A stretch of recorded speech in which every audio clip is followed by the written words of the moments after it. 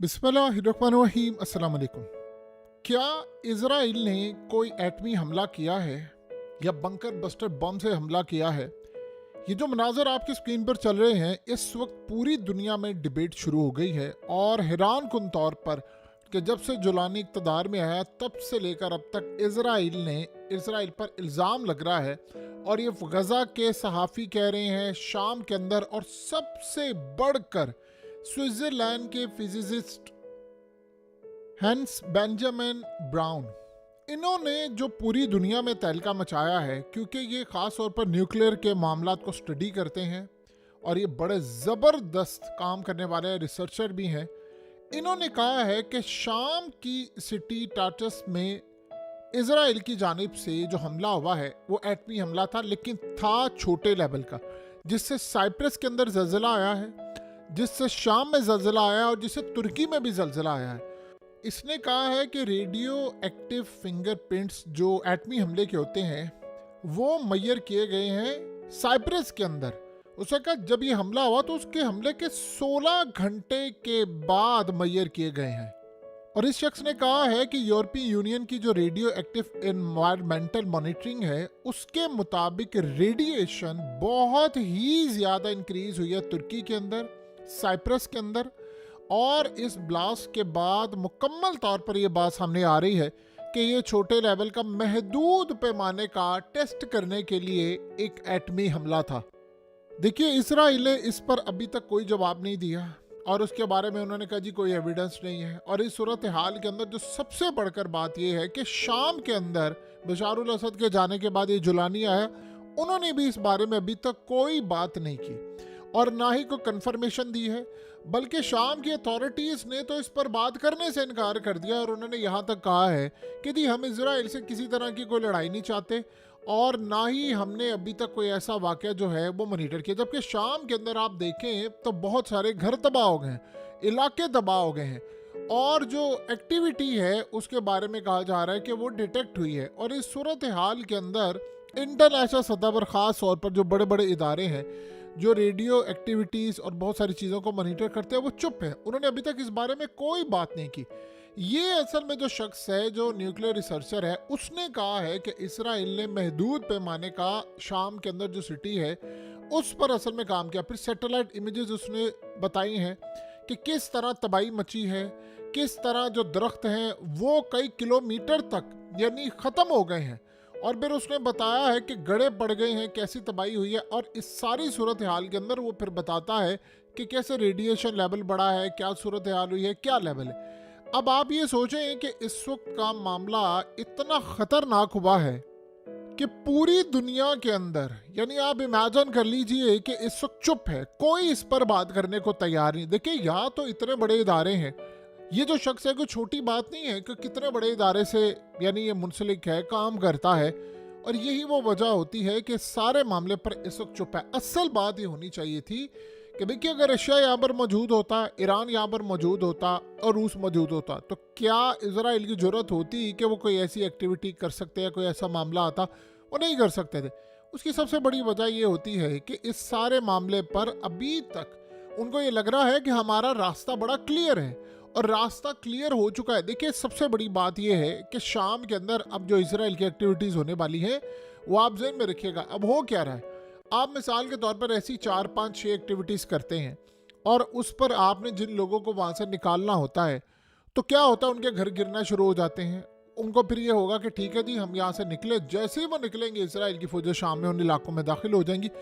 आप इतना बता दें कि शाम के अंदर जुलानी और ये वो इक़्तिदार में इनको कितना टाइम हो गया, किसी एक बंदे ने कहा हो हम इसराइल के खिलाफ लड़ने के लिए जा रहे। 4 बयानात आ चुके हैं इन लोगों के कि हमारी इसराइल से कोई लड़ाई नहीं है, हमसे इसराइल को कोई ख़तरा नहीं होगा। असल में हो क्या रहा है, इसराइल ये कह रहा है सारी दुनिया को कि शाम के अंदर ये जो अलकायदा और दाइश के लोग आए हैं कहीं ये ना हो ये मुझ पर चढ़ दौड़ें, क्योंकि इन पर प्रेशर इंटरनेशनल है, उनके लोगों का है।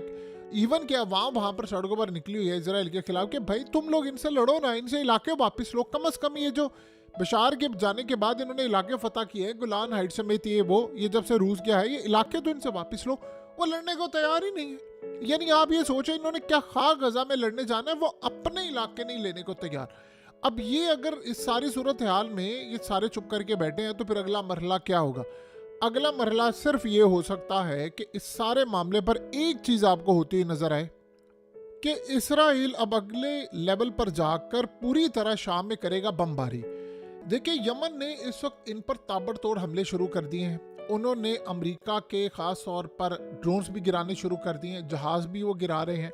और आप ये देखिए, अब तो उन्होंने निवातम एयरबेस को भी टारगेट करना शुरू कर दिया है। तो सवाल यहाँ पर सिर्फ ये पैदा होता है कि क्या हम कोई ऐसा हमला देखेंगे जो ये जाकर यमन के अंदर इस तरह कर दे, वहाँ कोई ज़लज़ला बर्पा कर दे, या वहाँ पर कोई टेक्नोलॉजी या कोई चीज़ का इस्तेमाल करके ऐसी एक्टिविटी हो। अगर ये सूरत हाल होती है तो ये आप समझ लें बड़ी तबाहकुन सूरत हाल होगी जो हमने आज से पहले कभी भी नहीं देखी होगी। अब सिर्फ और सिर्फ अगला मरहला जो आ रहा है वो यमन को दबाने का। इनके हाथ से गेम निकल चुकी है। वो कह रहे हैं कि हमें ख़तरा ये है कि हमारे, देखिए, अब तक इजराइल से सारे डरते क्यों हैं, ये बात आप समझ लें।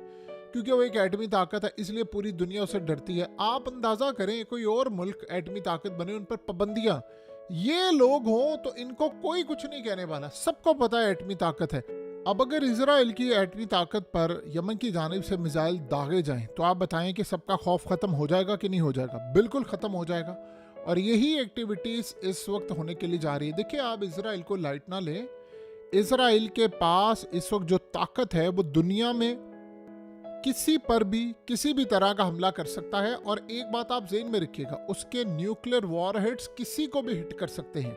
ये आप किसी गलत फहमी में ना रहिएगा कि वो ये सोच रहे हैं। देखिए, उन्होंने 2000 साल, एक छोटा अरसा नहीं होता, वो 2000 साल से कोशिश लगातार करते आ रहे हैं, हमने इस लेवल पर पहुंच रहे हैं। अब अगर उनको दुनिया के अंदर एटमी जंग भी छेड़नी पड़ी, वो अपने इलाके लेकर रहेंगे। ये जो आपको सारा कुछ नज़र आ रहा है ना कि शाम के अंदर फलाना हो रहा है, ये हो रहा है, देखिए, बशारुल असद जैसे बंदे को हटाकर आप किसी सही बंदे को लेकर आते तो चले समझ भी आती है कि यार कोई अच्छा बंदा आ गया है। यानी एक बुरे को आपने हटाया और उससे घटिया और वो बंदा, यानी कमाल की बात। आप ये देखिए कि पहले होता था चुप चुप कर, खुलकर ये कहा जा रहा है भाई हमने तो इसराइल से लड़ना ही नहीं है। और हालत ये थी कि जब ये टेक ओवर कर रहे थे तो उस वक्त लोग कह रहे थे वो देखिएगा बस अब गजा अगला, गजा अगला और गजा अगला, और तुम अपने दो इलाके पहले उनसे वापस ले लो। अगर ये शाम अपने वो इलाके जो रिसेंटली इन्होंने लिए हैं या जो 1967 में लिए थे वही वापस ले लेना तो ये समझ रहे हैं कि बहुत बड़ी बात होगी। यही तो वापस लेने के लिए वो तैयार नहीं है और ये दुनिया को बातें बता रहे थे कि ये फलाना करेगा। देखिए, शाम इस वक्त डिफेंसलेस हो गया है। तुर्की की इतनी औकात नहीं है कि उसने इसराइल के खिलाफ लड़ना है या मदद करनी है। अंदरूनी खाना जंगी, आपको ये जो थोड़े टाइम इस वक्त मामला चुप करके बैठे हैं सारे, ये एक बड़ी जंग होने वाली है। ये सारे इंतज़ार कर रहे हैं कि ट्रंप की पॉलिसी का, ट्रंप के आने का वेट कर रहे हैं। उधर लड़ाइयाँ जारी हैं, यमन की एक नई लड़ाई है। असल में इसराइल इस वक्त तक बहुत कुछ कर चुका होता अगर ये यमन उस पर हमले ना कर रहा होता। ये जो यमन ने हमले शुरू किए हैं इस वक्त, वो जो शाम का सारा जॉय था, वो खुशी थी कि हमने शाम को ये कर लिया। आपको पता है कि जब नेतन्याहू गया गोलान की पहाड़ियों पर और दीगर जगहों पर, इन्होंने सेलिब्रेशन की है कि हम दोबारा 2000 साल बाद उन इलाकों में गए हैं जहां से हमें निकाला गया था। तो आप इमेजिन कर सकते हैं कि किस बड़े पैमाने पर जाकर उन्होंने खुशी मनाई। लेकिन उनकी खुशियां इस वक्त अधूरी हो रही हैं क्योंकि यमन ने हमले शुरू किए हुए हैं और यमन असल में आउट ऑफ सिलेबस आया हुआ है। देखिए, निवातम बेस को हिट करना, बेन गुरियन एयरपोर्ट को हिट करना, तेल अवीव को हिट करना और बहुत सारी चीज़ों को हिट करना, ये अगर काम चलता रहता बाकी ताकतें भी साल लड़ती रहती तो ये इसराइल ने उस लेवल पर जाकर काम ही नहीं करना था। अब सबको खतरा सिर्फ और सिर्फ यमन से है। देखिए, यमन के बारे में आप कोई प्रिडिक्शन, कोई राय नहीं दे सकते कि क्या इनके पास कोई एटमी ताकत है, क्या ये कोई न्यूक्लियर फैसिलिटीज रखते हैं या यानी न्यूक्लियर वॉरहेड। देखिए, यही मिसाइल हो, आप उसके ऊपर न्यूक्लियर वॉरहेड लगा दें, बस यही है ना। तो आप ये देखिए फिर वो कितनी तबाही मचाएंगे।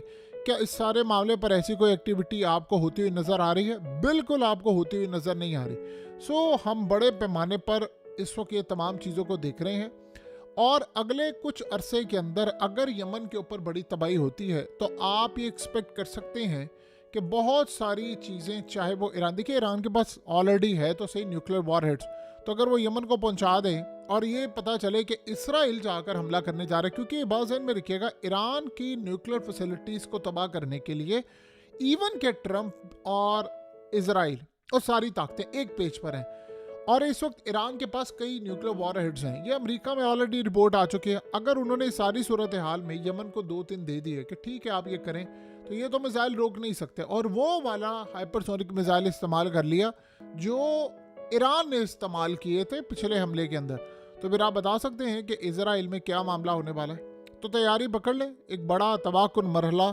और मामला इस वक्त शुरू होने वाला है। और इजराइल ने जो किया है अभी तक, इसको वेरीफाई करना पूरी दुनिया के लिए बड़ा ज़रूरी है। क्या मामलात होते हैं, क्या सूरत हाल होती है, ये तो अब आने वाला वक्त बताएगा।